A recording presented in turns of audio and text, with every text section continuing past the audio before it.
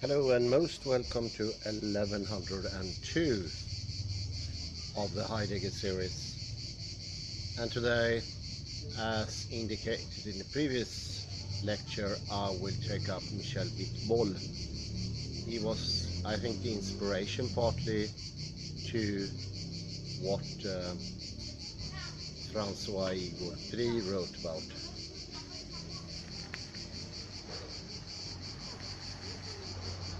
And I mentioned Bitbol previously. He's very interesting.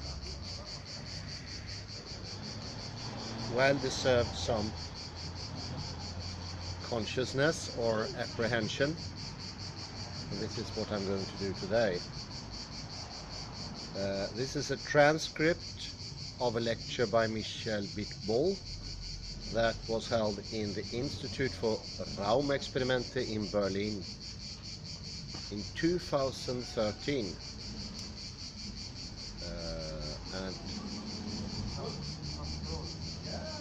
it is also published before as a booklet of the Institute for Raumexperiment, both in English and French, with drawings of Olafur Eliasson.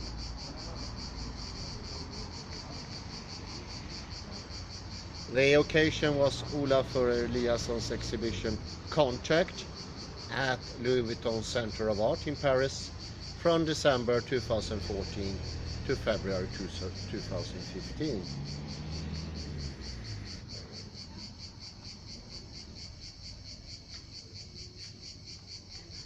My topic today is what I like to call the blind spot of science. Science has a huge blind spot in the midst of it.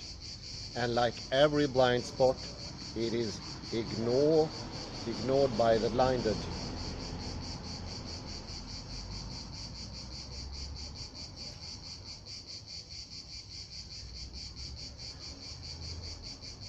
Ignored by the blinded subject. Yet, even though it usually remains unnoticed, the blind spot has an enormous effect on the practices and the interpretation of science.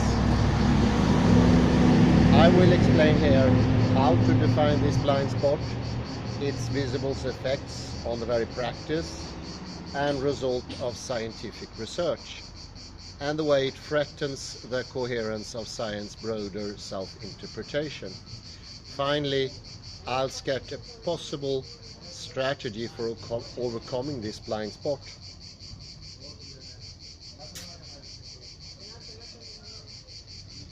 We have a blind spot, and that is caused by the retina itself, and it's how the retina is built up.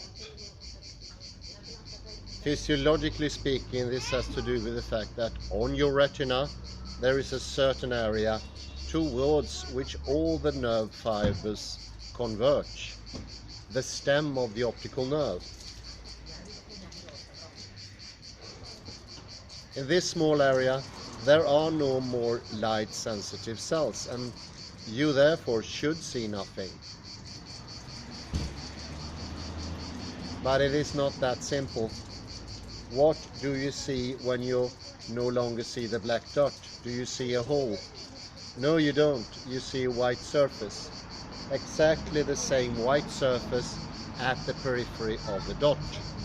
Therefore, at this stage you have a blind spot, but you don't realize it. På svenska, it's blinda fläcken. This is the crucial point. Something is currently missing, but you don't have any present clue to tell you that it is missing. The only strategy you may use to become aware of this absence is to remember the past moment when you could still see the black dot, and then compare the two moments retrospectively. There is an exercise here that you can find in the link I'm going to put together with this lecture. So we have just seen an example of a real, visual, concrete blind spot. Let's now move to the metaphorical blind spot of science. What plays the role of the black dot in this case? What is the missing element of science? What is the unseen item in science? What is not seen in this case, in any or as in any other case, can be said in one word. What is unseen is the seer, the one who sees, the one who is seeing, the seer. This is a very old idea actually. It was articulated in one of the earliest Upanishads about 3,000 years ago, which beautifully and poetically attempted to characterize the Supreme Godhead. It is never seen, but it is the seer. It is the never heard, but it is the hearer. It is the never thought of, but it is the thinker. It is the never known, but it is the knower. But let's be more precise. What is unseen in objective science? The first item that is unseen is your own bodies, not the body as an object for an anatomy, for Handen I would say, of course, but my body while it stands in front of any objects whatsoever. If I'm a scientist, I have a body, I go back and forth in the laboratory, doing gestures, shaping chunks of matter, making instruments, in workshops essentially like this studio. But scientists dream of bypassing their bodies. When they build their theories, scientists act if they were pure, point-like gazes from which they can enjoy the show put on by the world. This assumption extends to the scientists' instruments as well, which are usually subtracted or forgotten in the ultimate outcome of their work. Science wants to understand the world out there. Scientists no longer care about the instruments once they have used them to obtain whatever knowledge they are after. The position we occupy, however, is incredibly important. Though it seemed like a banal observation, it is not necessarily immaterial that we are here in Berlin, where the lecture was, and not elsewhere, that we are macroscopic, large-scale beings with certain characteristics and not microscopic, small-scale atoms or particles, etc.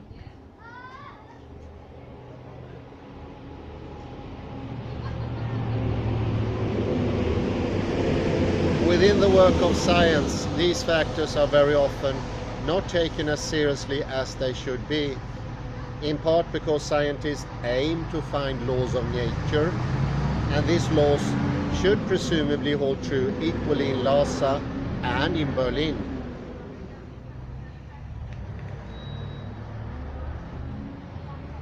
And at every scale, suggesting that ideal scientific knowledge can ultimately ignore the position and the scale of the scientist. Body, technology, location, these are some of the components of our situation. By contrast, objectivity aims at stripping away all the elements of the human situation in order to retain a universal residue. You subtract standpoint, you subtract geographical position, you subtract the present time, you subtract the fact that you need to use instruments in order to see the very small and the very large. You want all these things to become mere transparent windows, giving access to an unspiled world. You wish to wipe out your own situation and treat it as if it were made of an invisible sheet of glass, through which the things out there become known and visible.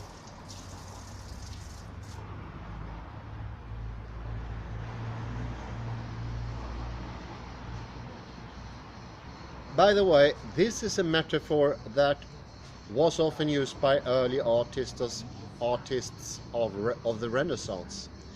According to them, painting should be like a window through which you can see a scene of nature, and the frame was then supposed to symbolize this window metaphor.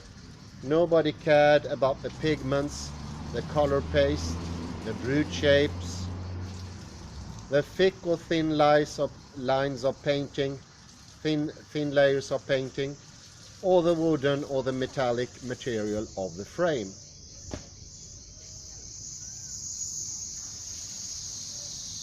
In classical science and in classical art as well, the aim was to ignore situation, to see through it, beyond it, to transcend oneself, and see the world, so to speak, from nowhere.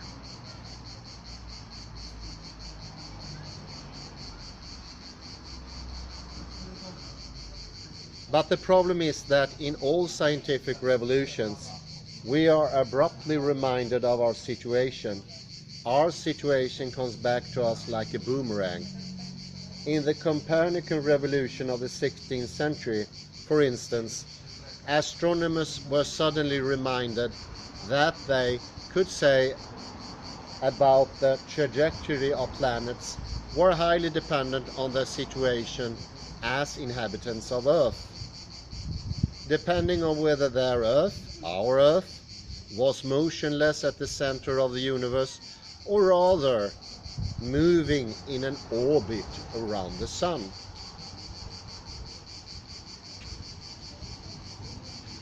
Their conclusion about the motion of planets were dramatically altered. During the scientific revolutions of the 20th century, such as the development of the theory of relativity and the creation of quantum mechanics, we were made aware of another component in our situation, the fact that we use instruments to perform measurements, and that these instruments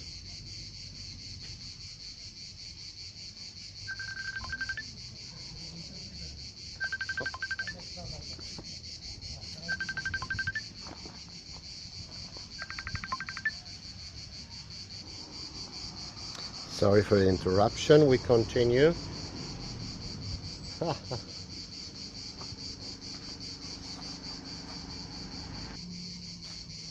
So, sorry about that.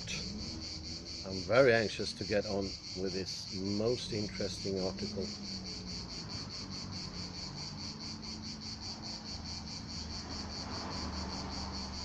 During the scientific revolutions of the 20th century, such as the development of the theory of relativity and the creation of quantum mechanics, we were made aware of another component in our situation, the fact that we use instruments to perform measurements, and that these instruments are large-scale bodies. Consider Albert Einstein's paper of 1905, where he first stated that his celebrated special relativity theory. He boldly wrote, "It might appear possible to overcome all the difficulties by substituting the positioning of the small hand of my watch for time."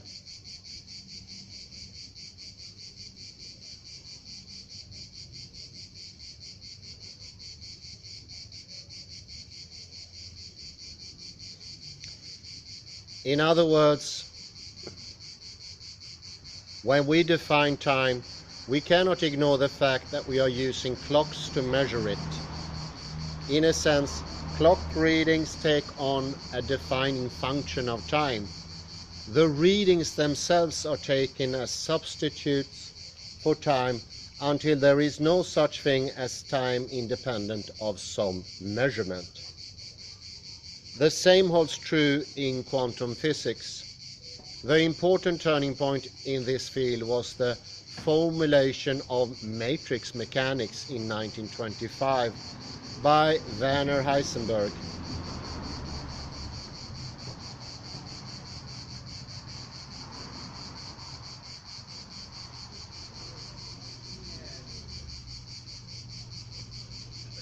a theory that is a major ancestor of modern quantum mechanics.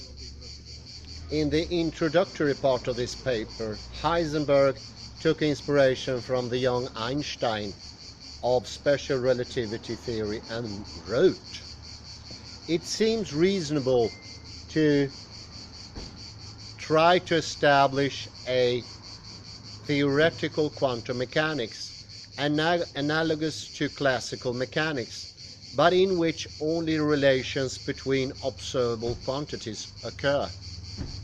In other words, Heisenberg advocated a new attitude in which theoreticians no longer attempt to figure out what the world is independent of their act of observation, but only formulate law-like connections between observable quantities, since these quantities are obtained by way of measuring instruments. We are here reminded of our concrete position as human beings in a laboratory with technological abilities.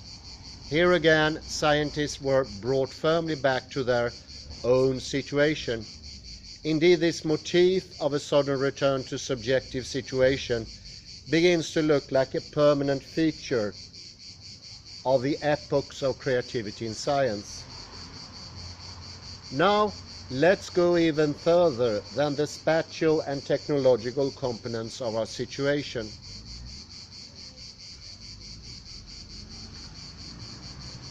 What is the most glaring absence in any description of the world? What is still absent and yet roaming around? Not only when we consider our environment, but also when we describe our spatial position in our technological abilities. This ubiquitous absence is experience itself. Right now we see everything, the world and our clocks as well, through this universal window of experience. A window that is more transparent than anything else. This window is absolutely omnipresent. And in fact, it is more than a window, since there is no such thing as an object without experience. Can you think of an object that is completely independent of experience? Can you think of one?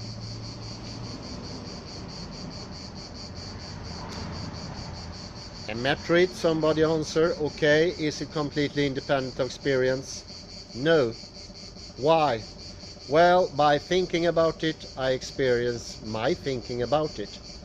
Exactly, says Michel Bitbol.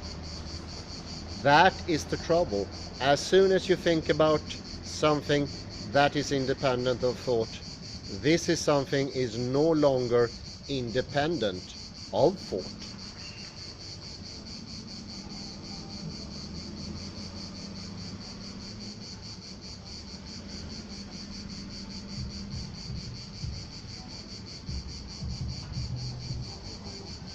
As soon as you try to imagine something that is independent of experience, you have an experience of it.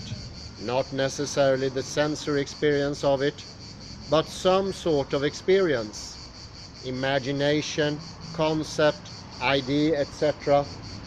The natural conclusion of this little thought experiment is that there is nothing completely independent of experience. But this creeping, all-pervasive presence of experience is the huge unnoticed fact of our lives. Nobody seems to care about it. Few people seem to realize that even the wildest speculations about what the universe was like during the first milliseconds after the Big Bang are still experiences.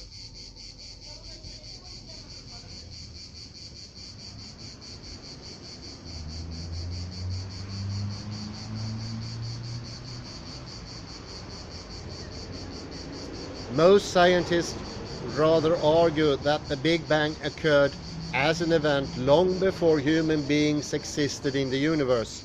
They claim that, of course, but only from within the standpoint of their own experience at this present. Ironically, then omnipresence of experience is torment to its absence. Experience is obvious. It is everywhere at this very moment. There is nothing apart from experience. Even when you think of past moments in which you do not remember having had any experience, this is still an experience, a present experience about thinking about them. But this background immediate experience goes unnoticed because there is nothing with which to contrast it. This was well understood by Ludwig Wittgenstein, probably the most clear-headed philosopher of the 20th century. One of my favorite quotes of Wittgenstein's is this one: conscious experience is not a something, but not a nothing either. The fact that conscious experience is not something, that it is not a thing at all, makes it easy to forget or tempting to neglect. But this attitude of forgetfulness is utterly inadequate.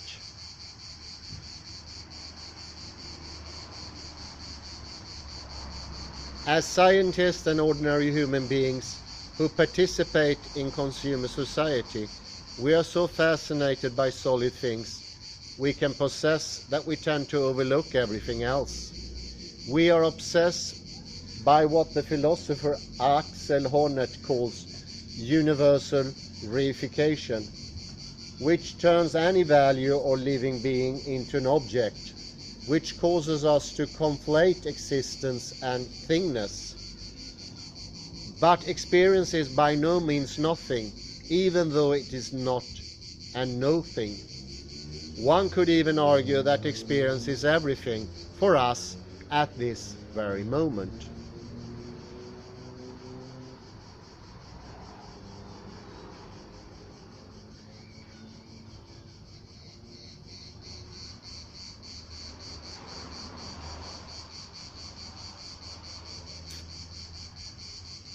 A question: can I just ask, would you say that we could have an experience without thinking? Clearly we have autonomic processes that are happening, that we are experiences, but we're not thinking about them. For example, I'm not thinking about my heartbeat. Can there be non-thinking experience that can still be reflected on?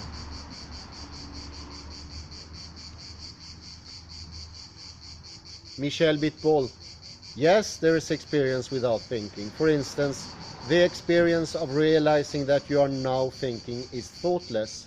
When you assess what you are thinking presently, your state of being is, so to speak, broader than the thinking process itself. This is what we might ascribe to a category called contemplative disciplines. Audience member: when you're an embryo, you probably register some kind of experience.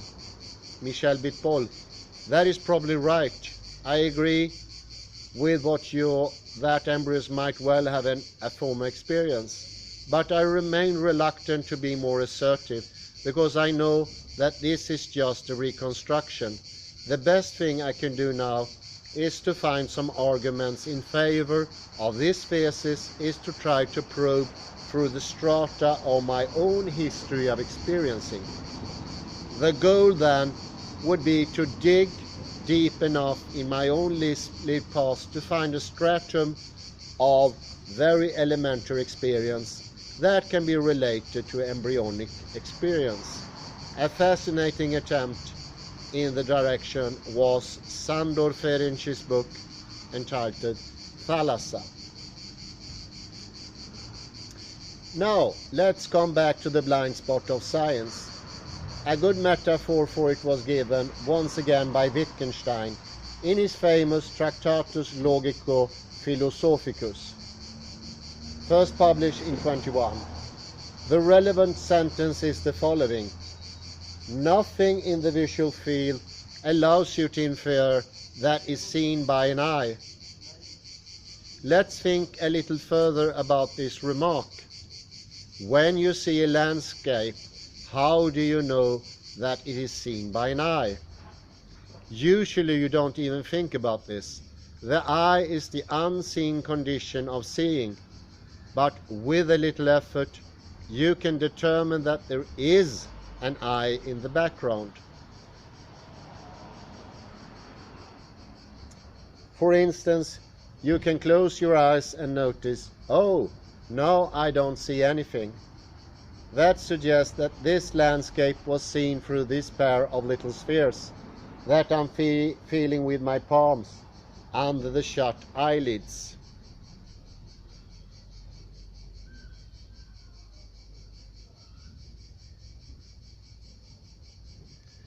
This is one method. There is also another method, putting yourself in front of a mirror and seeing your own eyes in the third person, objectively, as if they were somebody else's eyes. You then realize, by making a model of visual perception, by drawing straight lines between what you see and these eyes, that there are good reasons to think that they are a major condition of vision. But this is not all. There is yet another way to discover that things are seen by an eye. Let me ask you a little riddle. Can you see the eye from the first person standpoint? Of course you can't. You can only see what is seen. You see the landscape. However, in the landscape, you find a glaring sign of the eye viewing the scene, a sort of geometrical projection of the eye. Indeed, the landscape has a very specific structure that you all know because you have studied Alberto Brunelleschi and all the painters of Renaissance who discovered perspective. The landscape has the structure of a more or less linear, yet somehow spherical perspective, in which a bundle of lines converge towards a certain point, the vanishing point. The landscape has a structure that is polarized by a vanishing point, and you can easily infer that this is seen from a very definite somewhere by going back up from this vanishing point. So what Wittgenstein said about the impossibility of inferring that the visual field is seen by an eye, it is not entirely true. Actually, it is possible to discover our own visual situation by indirect inference.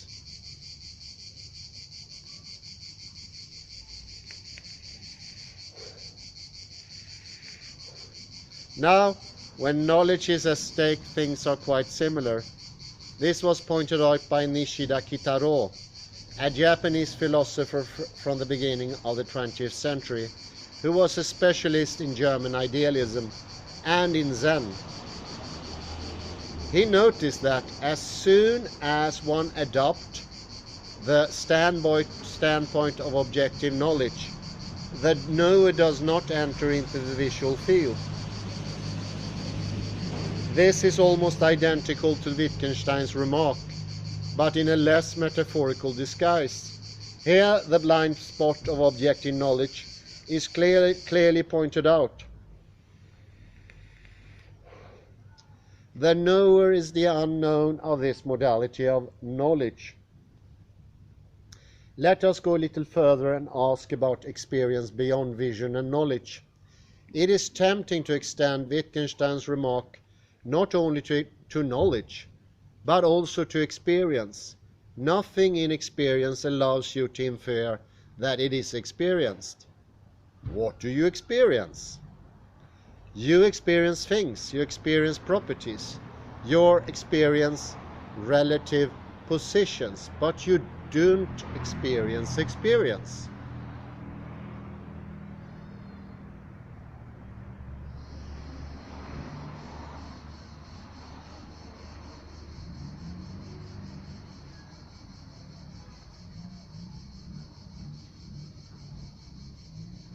Things are even worse here. In fact, than in the case of the ice can somehow be seen from the outside by means of a mirror. But what can we experience from outside? Absolutely nothing. You don't have an outer view experience. You don't have a naturalized knowledge of experience, as if experience were an object of nature. Experience is what is lived now and nothing else. If you try to distance yourself from this now, nothing is found. Well, in fact, if you try to distance yourself from your own present, you arrive at another experience a little later, and you are still in present experience, not outside of it.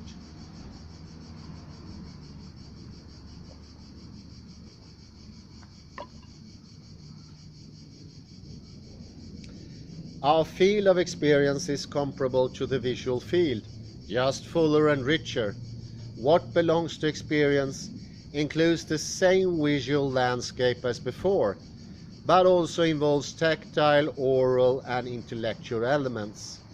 Using Wittgenstein's formulation of the problem of vision as a model, the question then becomes, can we infer from this fuller landscape that it is experience? I think there is a way to do so. You remember that in the visual field there was a mark of the viewer's spatial situation, namely the vanishing point. In the same way, there is a mark of our generic situation in experience, finiteness. Our experiences has limits. It cannot include seeing the hidden sides of objects, existing in the past and future simultaneously, hearing low-intensity sounds, completely comprehending other minds, or concurrently occupying places of the universe that are too far apart. Individual experience is situated and finite. According to the philosopher Martin Heidegger, experience bears the mark of being there, and we ourselves can be called Dasein, being there, as he wrote to French philosopher Jean Beaufret.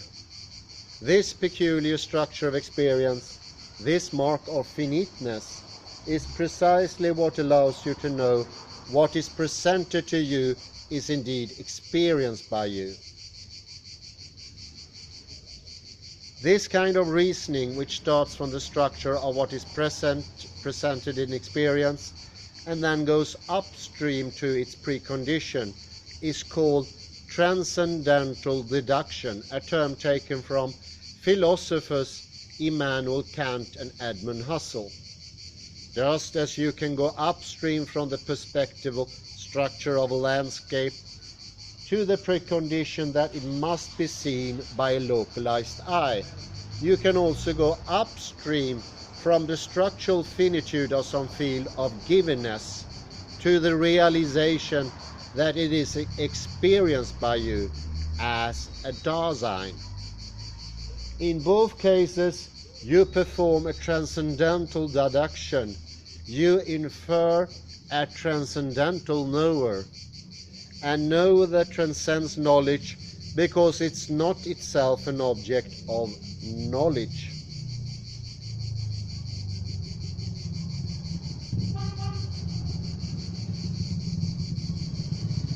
The knower that is not known, as it was called in the old Upanishad, can nevertheless be inferred and realized to a certain extent. There are other, more specific circumstances that reveal that present things are experienced. By focusing or defocusing our attention, your attention, you can make something seemingly appear or disappear at will.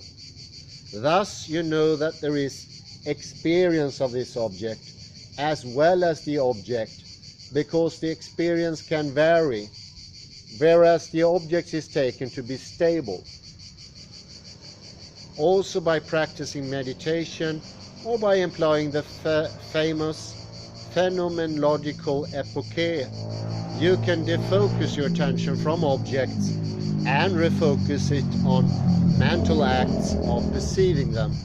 Here again, you become aware that the objects are experienced entities.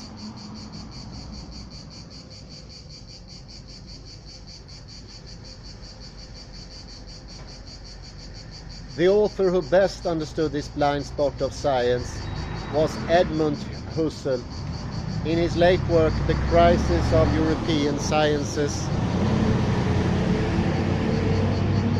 and Transcendental Phenomenology, year after year, this book continues to live on my bedside table. Its aim is to perform a sort of archaeology of science and to understand what was forgotten in the very advent of contemporary science. Husserl was especially interested in Galileo, who he believed to be both a discovering and concealing genius. Galileo was a discovering genius because he understood how to mathematize natural phenomena. This was indeed a major leap forward, which served as a foundation of modern science. But Galileo was also a concealing genius. Why? Because he substituted the mathematical world of idealities for the real world, which is the life world of embodied experience. The scientists who followed Galileo's teaching were so fond of the mathematical constructs, they were so proud of their beautiful mathematical idealities, that they mistook them for a sort of symbolic key to reality. As a consequence, they forgot the very place where they had started, the life world. Through fascination with their own concepts, they put the hierarchy of knowledge upside down by declaring that they could reconstruct everything, including the life world, which was their starting point, out of the mathematical idealities, which were their ultimate outcome. They turned their foundation into a secondary byproduct and the constructs into a foundation. In particular, scientists declare that they could account for consciousness itself by way of objective science underpinned by mathematics. They claim to be able to find the origin of experience in some appropriate law-like connection between experience objects. This project looks perplexingly when formulated in this way, but scientists are still very much dreaming of it nowadays.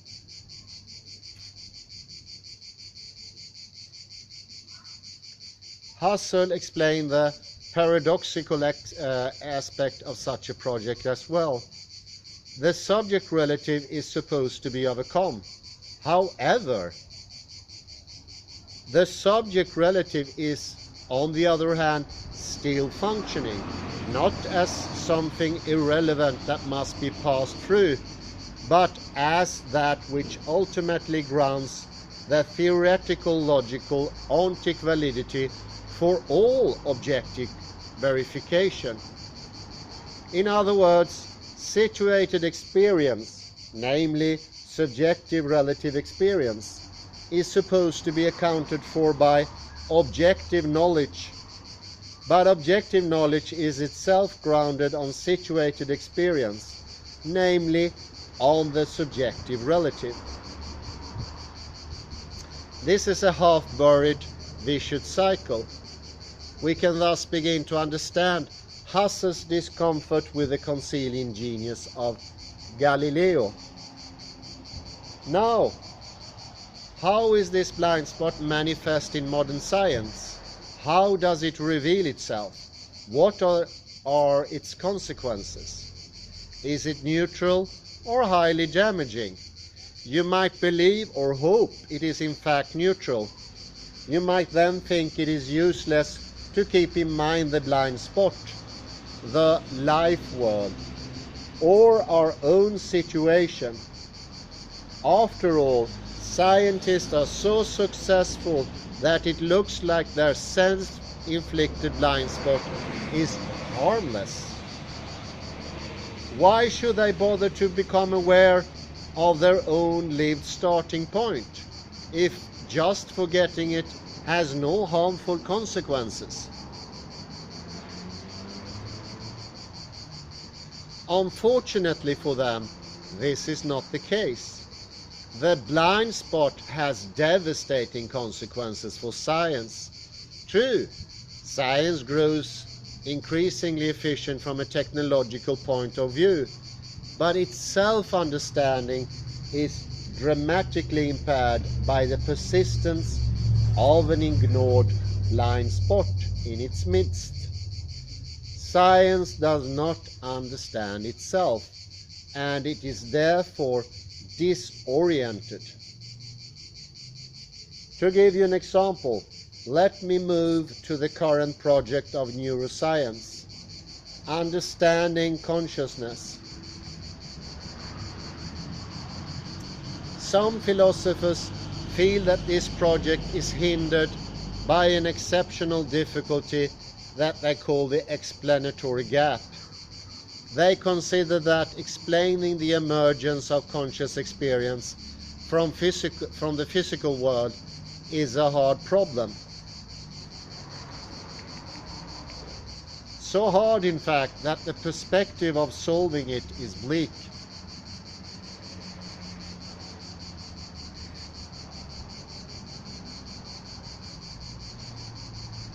But a lot of neuroscientists aren't faced by this problem. Rather, they are content with claiming something like, okay, this is quite difficult indeed, but let's strive towards a solution. We'll most certainly manage to overcome the difficulty in the future.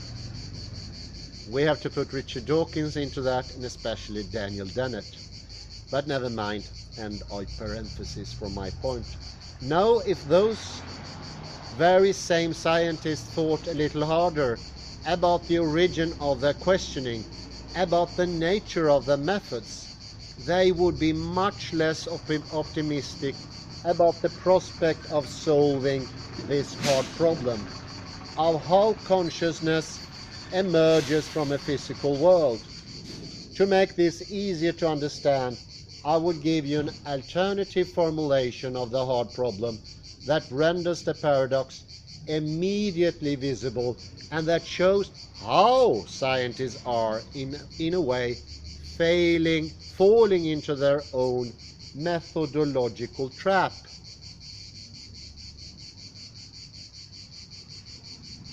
The alternative formulation is, how can we give an objective explanation of the subjective? When you hear this collision of words, objective and subjective, you immediately feel that there is something wrong. The feeling that there is a contradiction increases when the methodology of objective explanation is made explicit.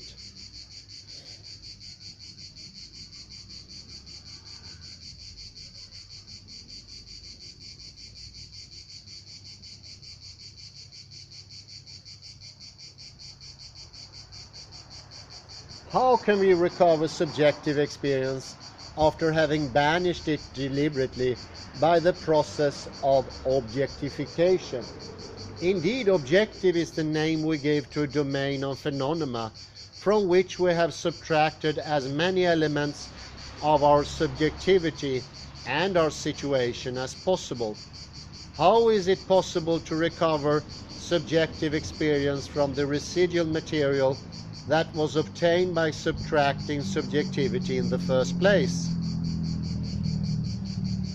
One feels there is something basically wrong in this project, even in the problem that triggered it in the first place. Let me consider another case. The case of the second principle of thermodynamics. In classical thermodynamics, there are two principles. One, the conservation of energy, which is called the first principle of thermodynamics. Second, the irreversibility of transformation, which is called the second principle of thermodynamics. The second principle states that a certain function of temperature and pressure called entropy is continuously increasing. It is also sometimes expressed by declaring that disorder is continuously increasing. Except for little pockets of stabilized order, such as living beings, global disorder is indeed increasing.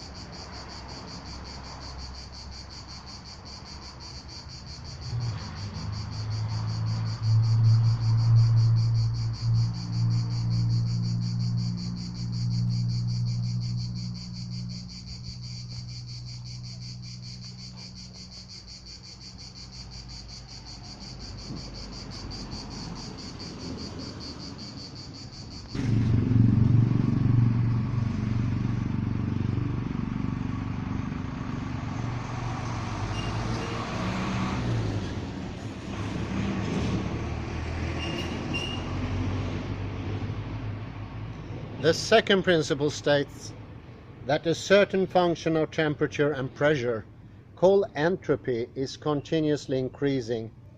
It is also sometimes expressed by declaring that disorder is continuously increasing, except for little pockets of stabilized order, such as living beings, global disorder is indeed increasing.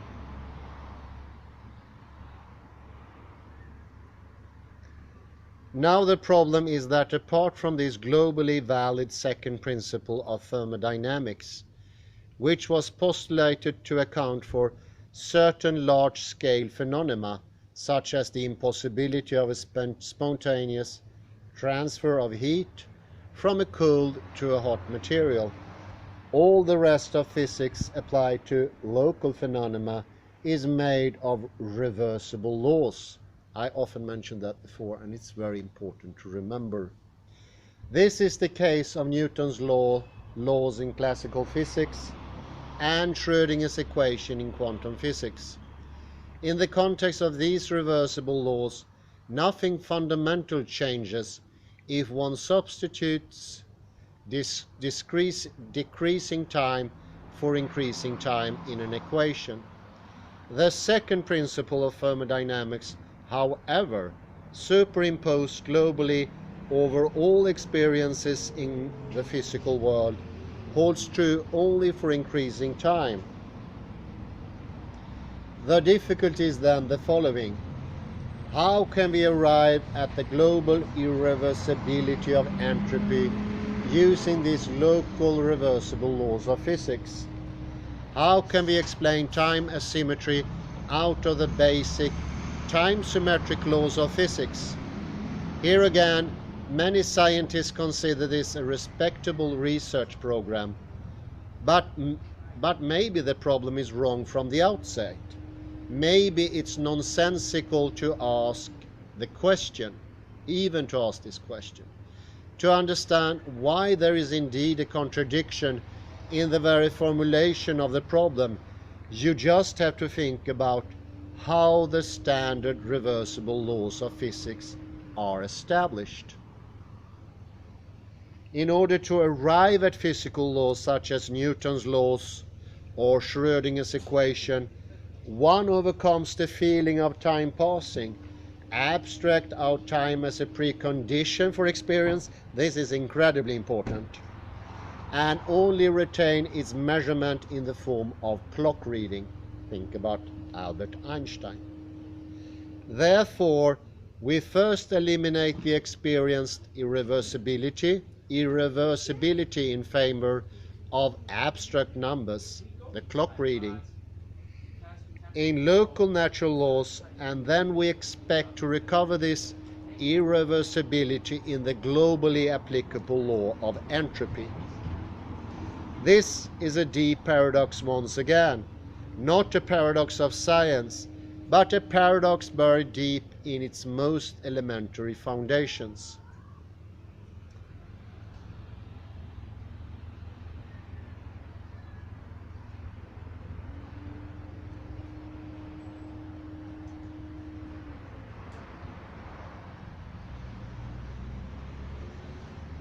Let us now consider a third example, the measurement problem of quantum mechanics. As you may know, one famous statement of this problem is Erwin Schrödinger's cat paradox. While we would think of Schrödinger's cat as capable of being either dead or alive, quantum physics appears to describe this cat as if it were in a state of superposition, both dead and alive. How is this possible? It looks like a very difficult physics problem. However, I suspect it's not a physics problem at all, but a problem of foundations and principles. When you reformulate this problem in the same way as the two former problems, this becomes immediately obvious. The reformulation reads as follows: how can we recover experience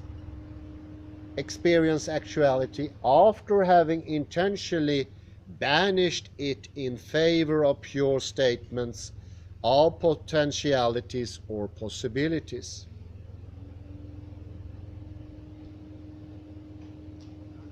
The quantum mechanics statements are statements of potentialities or possibilities. If you observe the cat in the future, there is a possibility that you will see it dead, and there is a possibility that you will see it alive. By contrast, what you see in the laboratory is an actual experience. I am seeing the cat, and it is alive, not dead. The problem in Schrödinger's paradox has to do with trying to derive manifest actuality from theoretical potentialities. Unfortunately, this is wrong from the outset. There is no such thing as actuality within potentiality.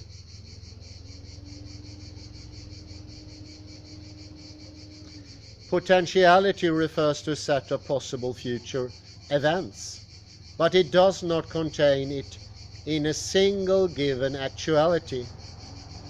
So we see that Schrödinger's paradox is not a physics problem. Rather, it is a problem of foundations and a problem of misunderstanding.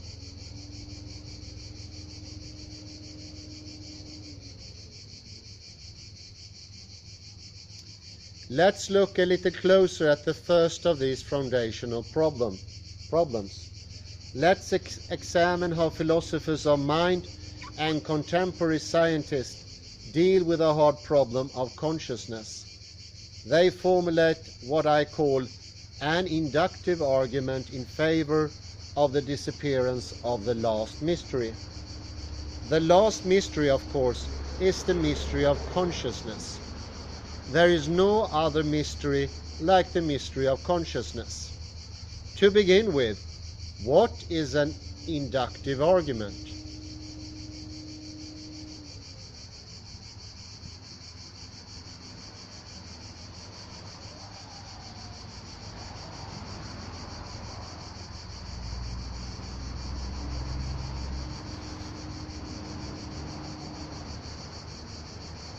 It is an argument that applies the past to the future.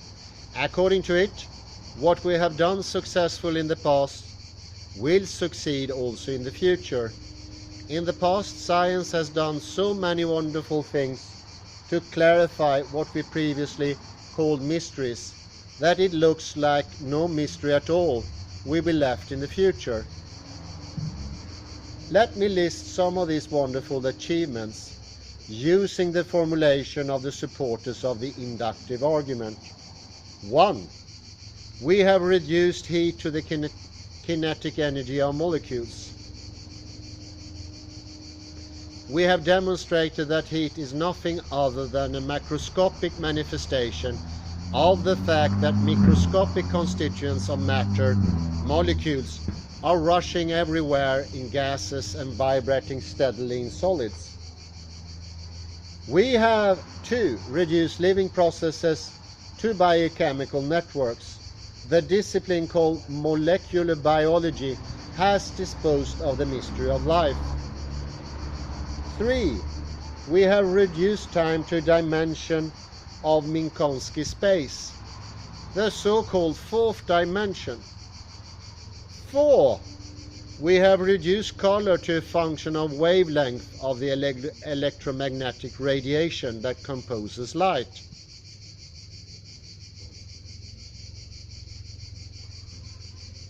We know, for instance, that the color red corresponds to radiation at the wavelength of 700 nanometers, whereas the color green corresponds to radiation at the wavelength of 540 nanometers. 5.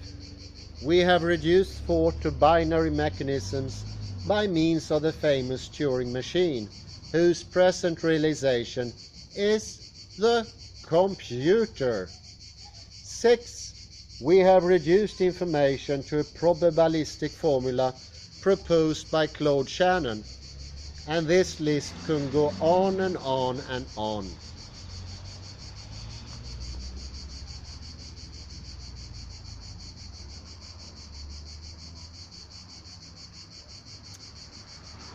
So why can't we do the same thing for consciousness?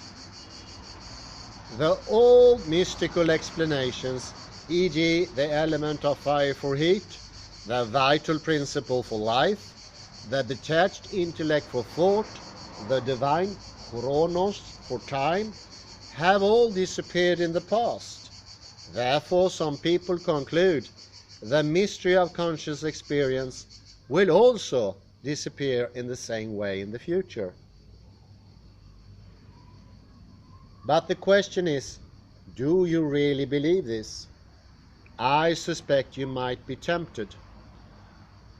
Then let me give you some examples of people who are in complete agreement with this inductive argument in favor of the eventual disappearance of the last mystery, the mystery of consciousness.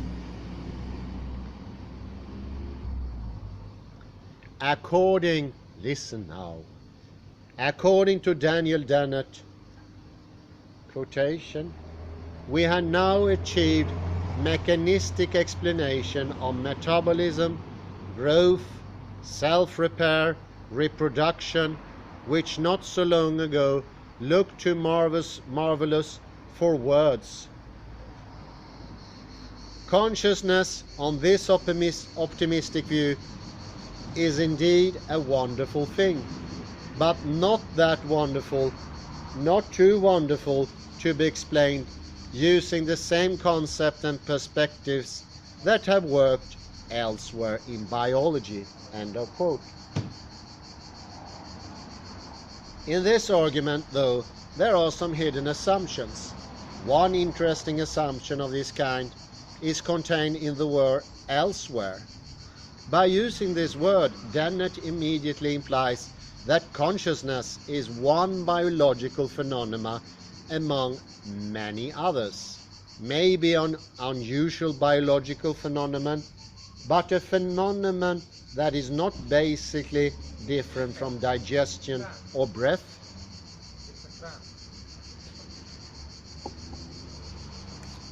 Hello. Good evening.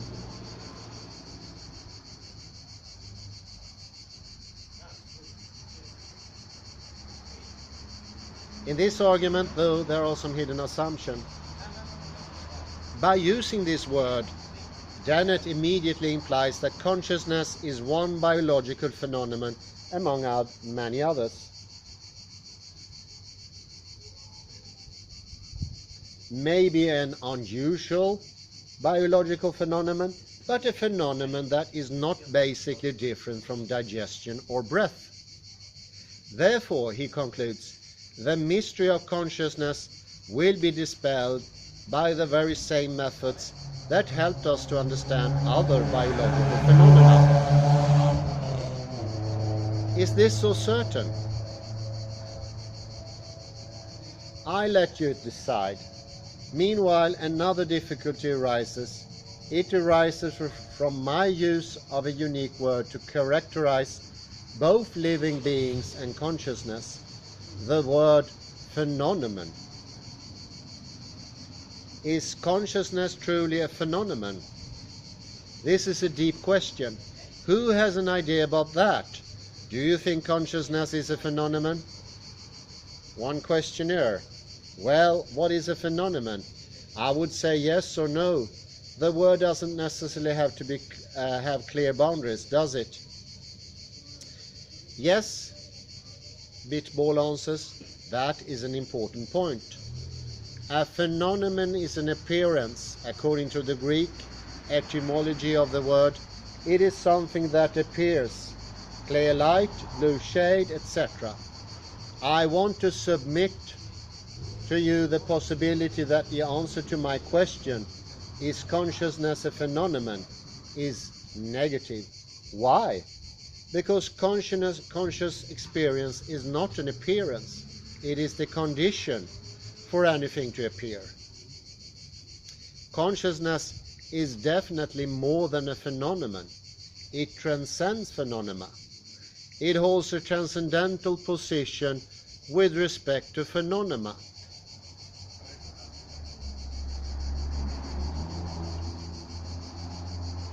But let me come back to the popular inductive arguments according to which the mystery of consciousness will be dispelled in the future. Here's another one. According to Patricia Churchland, temperature is known by me directly by tactile sensing, whereas the mean molecular velocity is not. However, who could deny that for a body to have a certain temperature and to have a certain mean molecular velocity is one and the same thing? End of quote. Who could deny that indeed? I deny that, because once again there is a hidden and unwarranted assumption in this sentence.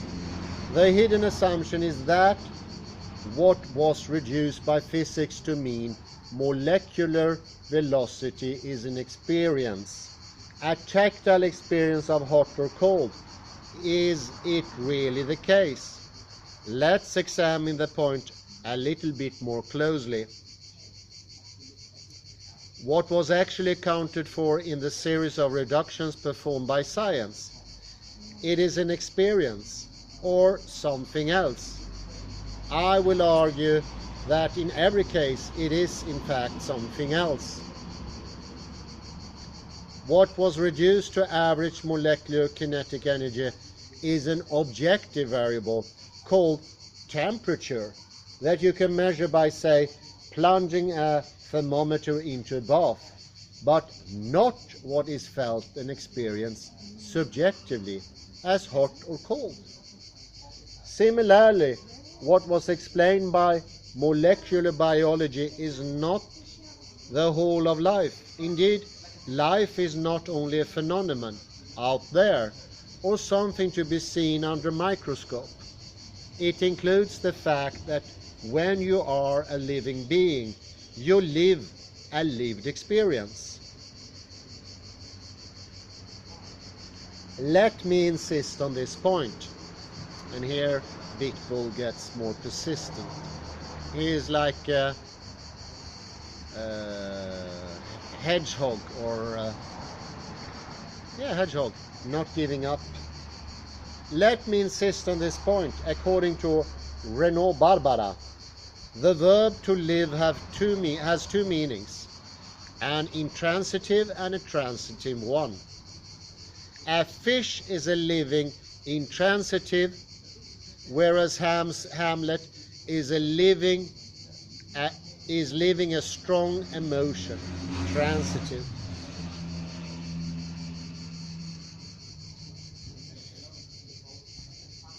An essential aspect of life must then be ignored in order for the process of reduction to be performed. The transitive aspect, the fact that to understand a living being requires asking what is it like to be that living being?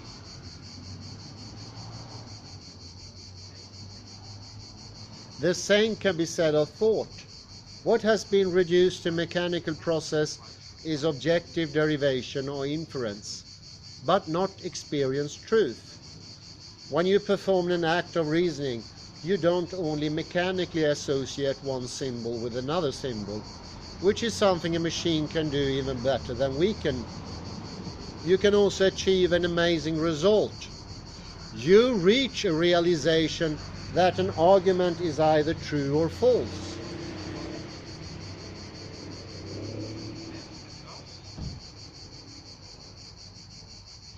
Realization is an experience that is left apart by the computational process of artificial thought. Finally, time. What was reduced to the fourth dimension of Minkowski's space? A coordination of clock readings that can be read objectively on the clock dial, but certainly not experience duration.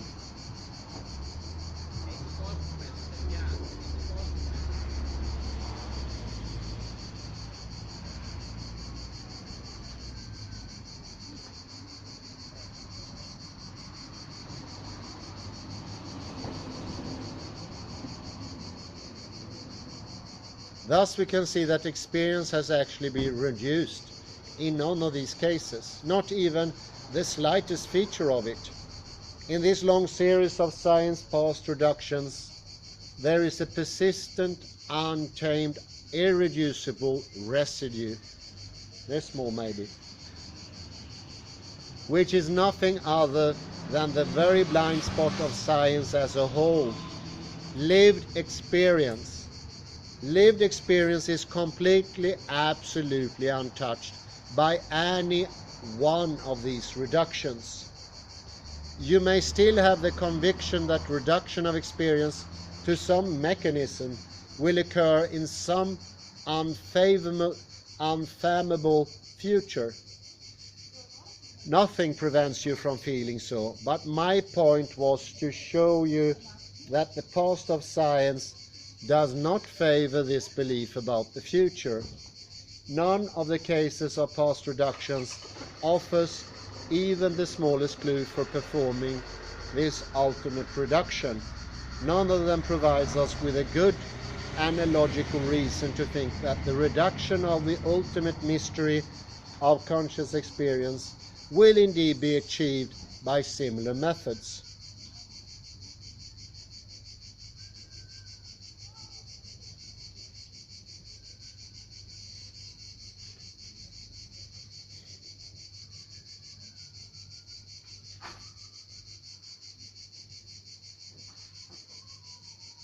Reduction of experience cannot be a limiting case of a serious reduction if these reductions always leave experience out of reach.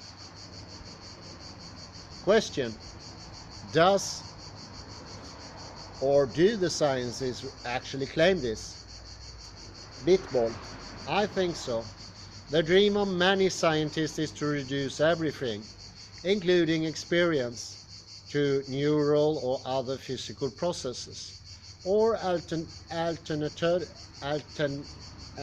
alternatively to show that experience emerges from such processes. But there are interesting nuances among them.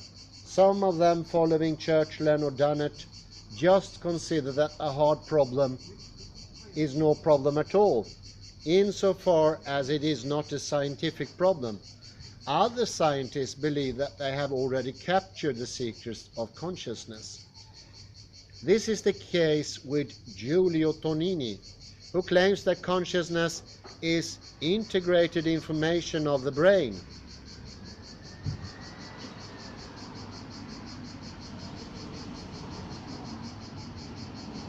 The trouble is that what he has somehow reduced to integrated information is by no means lived experience. It is only some of the functions that are usually ascribed to consciousness, such as the ability to coordinate a bunch of elementary cognitive processes in order to allow a complex behavior associated with speech. Once again, as in the case of hot and cold, life, truth, time, thought, etc., something is left out, a permanent blind spot. This blind spot is always the same one, lived experience, which is the origin of everything else. Don't forget that even the project of reducing experience to an objective process stems from somebody's lived experience. Do not ever forget that. I think that it wouldn't be an hyperbole to think as this as maybe the most important thing to remember. A question. Can I ask you, in the last slide you have written objectively and certainty. What is the relation between the terms of objectivity and certainty? Does Heisenberg come into this? You mean uncertainty, Bitbol, like in Heisenberg's uncertainty relations? Yes, there is indeed a connection between objectivity and uncertainty. There is one, but it would be a little intricate to explain this now. Let me just give you a taste of it. The connection arises from the fact that two types of variables, say position and velocity, are measured by two different types of instruments. You cannot just skip and forget the apparatus with which you perform the measurements. This is a limitation of objectivity. Moreover, these two types of apparatuses cannot work together. They cannot give simultaneously precise values for the two sets of variables. This is why we are confronted with uncertainty.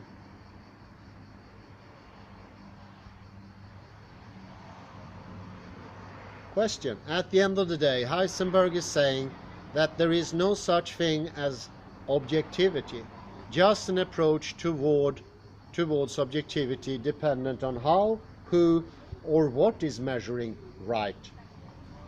Right. This is a good example of what I was pointing out earlier.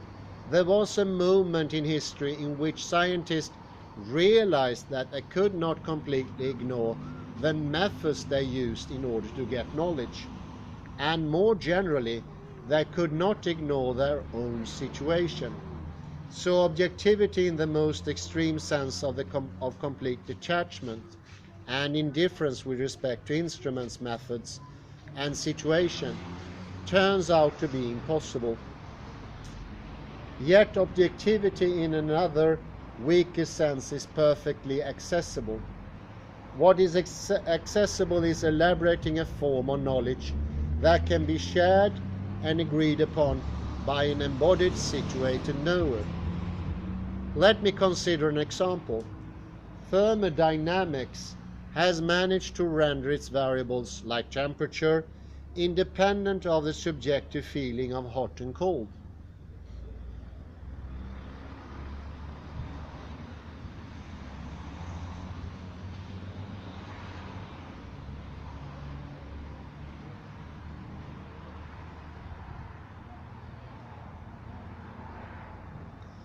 But it has not managed to become completely independent of the fact that thermodynamic specialists